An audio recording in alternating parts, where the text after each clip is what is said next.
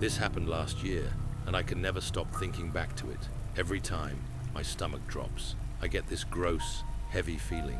My grandparents were driving 6 hours to another city for a meeting, and I decided to tag along.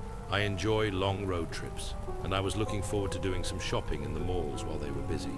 They'd booked an Airbnb in advance, which was in this strange high-rise building that looked completely empty, like no lights on in any of the other units. It felt like we were the only people staying there. The woman who greeted us was quite odd.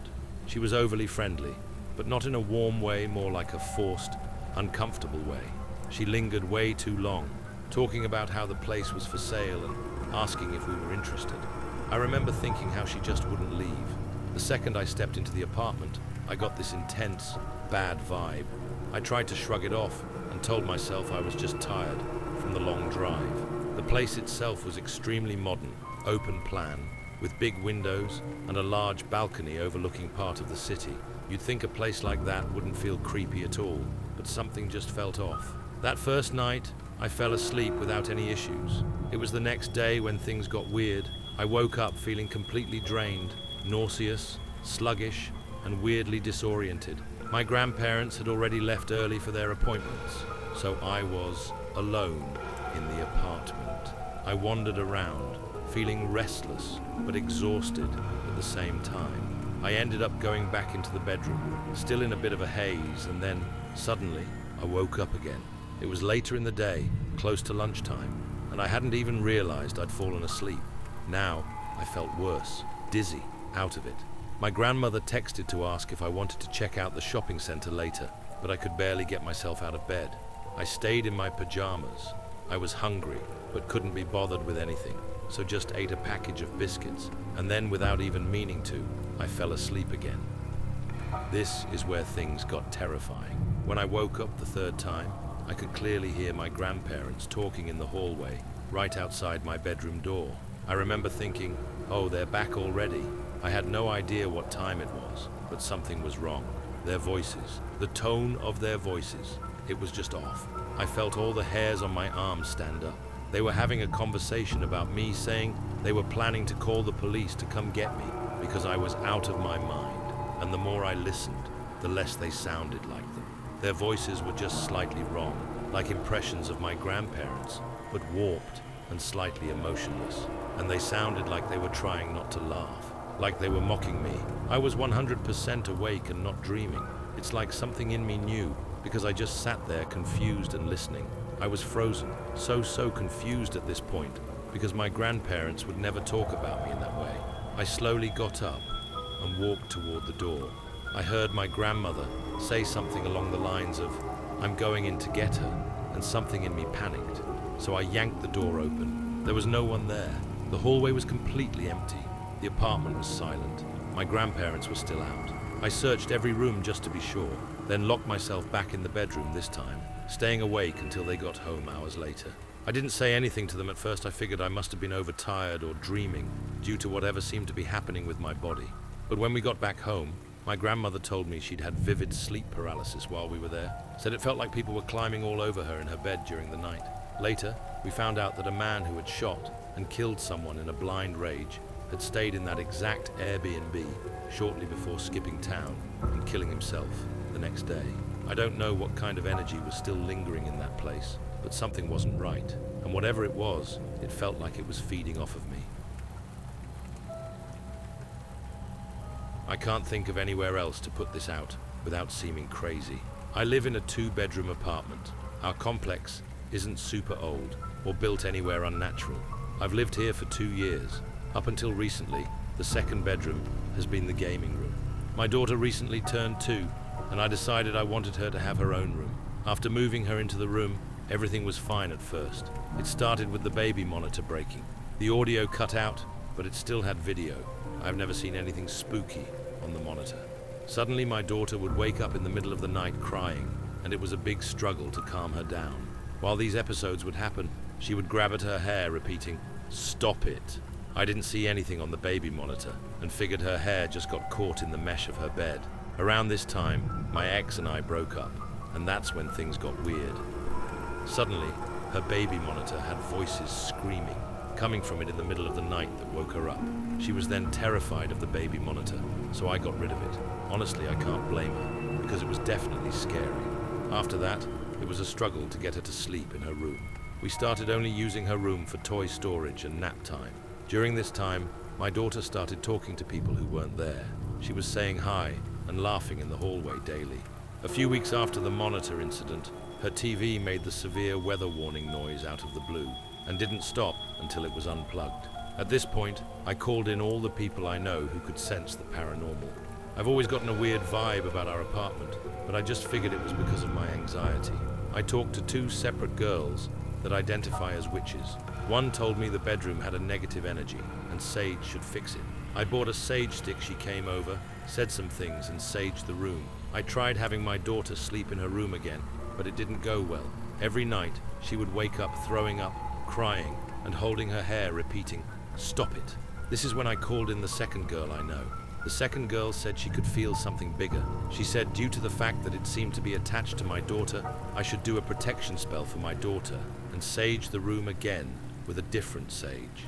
I had her come over, and we did both of these things. I then decided that on the upcoming weekend, I would try having my daughter sleep in her room again. The day I planned on doing this, something strange happened. The door on her room had been closed since I moved her out of her room. That day when I walked past the door was open. Please keep in mind, my daughter cannot open the doors. I'm at a loss as to what I should do next. We don't have the money to move, and the problem seems to be contained to that room. Do I just give up and completely move my daughter to my room and keep that room closed off? Any ideas on what could be causing the problem? Or is there a different board I should post this on?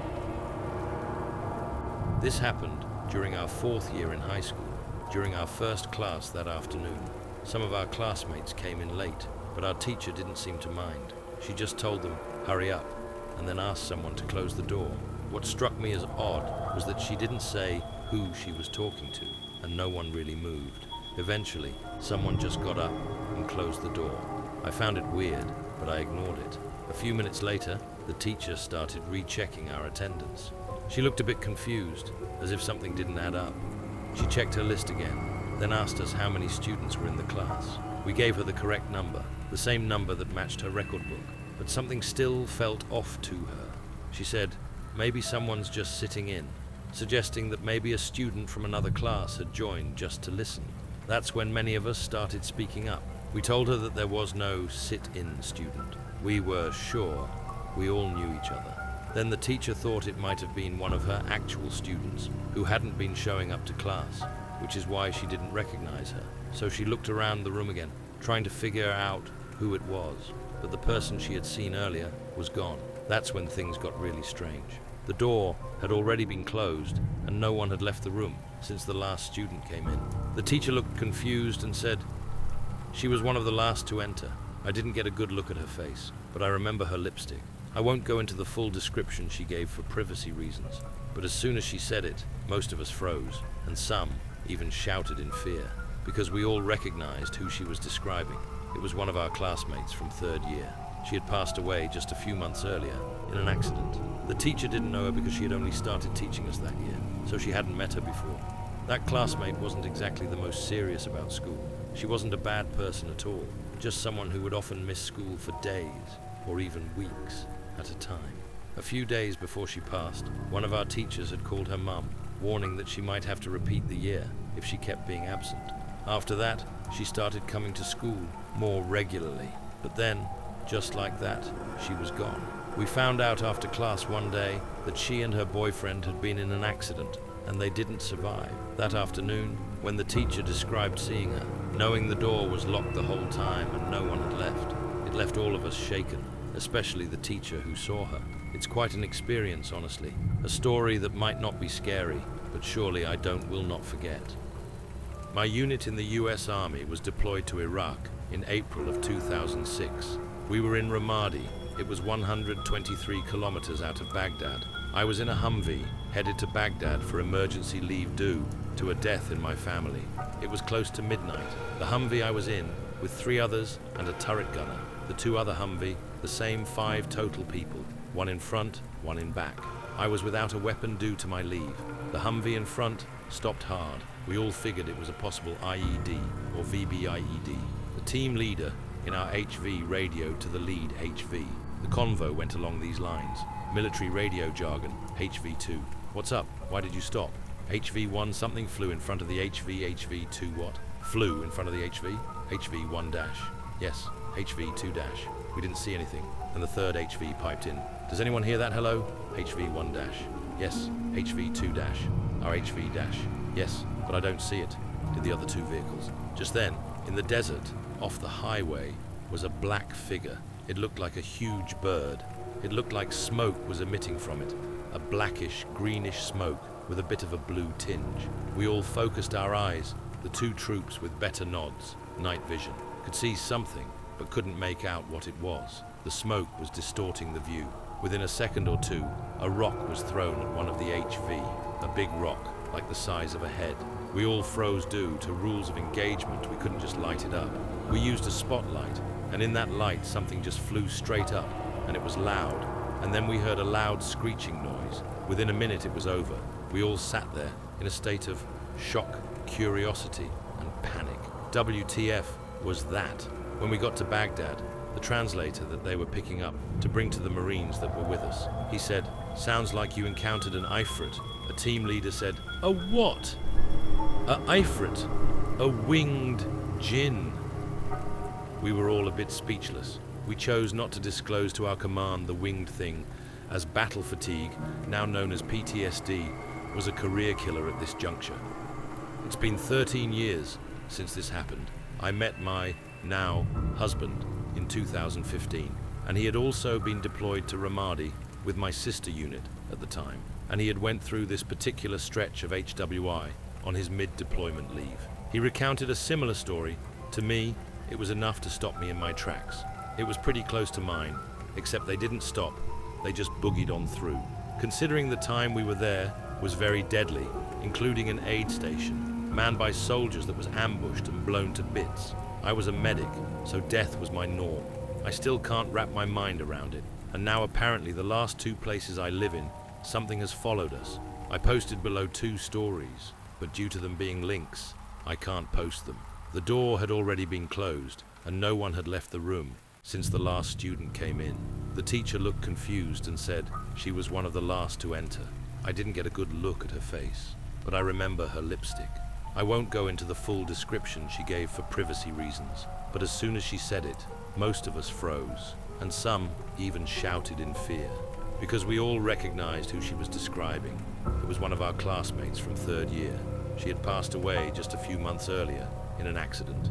The teacher didn't know her because she had only started teaching us that year, so she hadn't met her before. That classmate wasn't exactly the most serious about school. She wasn't a bad person at all, just someone who would often miss school for days or even weeks at a time. A few days before she passed, one of our teachers had called her mom, warning that she might have to repeat the year if she kept being absent. After that, she started coming to school more regularly. But then, just like that, she was gone. We found out after class one day that she and her boyfriend had been in an accident and they didn't survive. That afternoon, when the teacher described seeing her, knowing the door was locked the whole time and no one had left, it left all of us shaken, especially the teacher who saw her. It's quite an experience, honestly. A story that might not be scary, but surely I will not forget. So, I've had a few paranormal experiences in my life thus far. Some frightening stuff, but nothing that was actually dangerous in retrospect. I recently started a security job in a bank. I work overnight and monitor the entirety of the building's interior, as well as patrols of the exterior. The building is 6 stories, with only the bottom one actually being the functional bank. The upper floors are mainly untouched, outdated offices, with a few being rented by businesses. No one whatsoever is in the building at the nighttime, and surveillance doesn't cover the upper floors because they're so well separated from the bank. While doing my rounds of the upper levels and checked ever unlocked room, i.e. bathrooms, closets, mechanical rooms, storage spaces, stairwells, the whole 9 yards, didn't find anything, as usual. But while I was on the 4th floor, I heard someone call my name and heard a door close. Of course, I was freaked out, but I pushed through the fear and tried to stay rational. I did a second sweep of the floor, and again, nothing. Then I got really scared. I got to the stairwell on that floor and opened the door to listen. Stairwells echo really badly, so we're taught to be silent and listen for intruders. While I'm standing there, head picked through the door, I don't hear anything, until I do. Two men's voices came from the stairwell, I'm assuming up it. I announced myself and started up, but found nothing and didn't hear any doors open or close, which I should have. Then I'm at the last flight up to the roof, and I hear loud steps running up the stairs. I'm absolutely terrified and prepare myself for a physical altercation. Weapon at the ready, I wait for the perp to come to me because I'm on high ground. The steps sound close enough that I should be able to see the person causing them, but I don't. Then I hear labored breathing with the steps and still see nothing. Next thing I know, I am physically pushed back. I didn't fall very far, more like collapsed into the steps behind me. The sounds continue to the roof door, and to my shock, it opens with a bang and then shuts. I actually saw it open and shut.